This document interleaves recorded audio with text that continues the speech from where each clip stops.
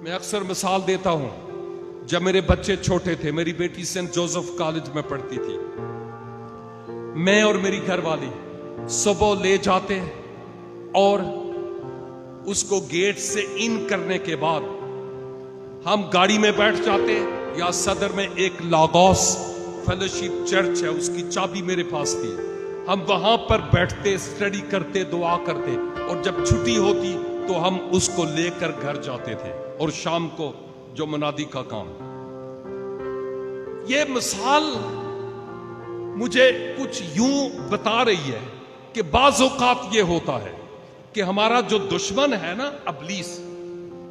وہ گیٹ تک ہمیں چھوڑ کے جاتا ہے اور پھر کہتا ہے جا اندر، میں نے پتا تم بڑے تیر مارنے میں، اور پھر جب گیٹ سے باہر نکلتے ہیں اور ہم جو کچھ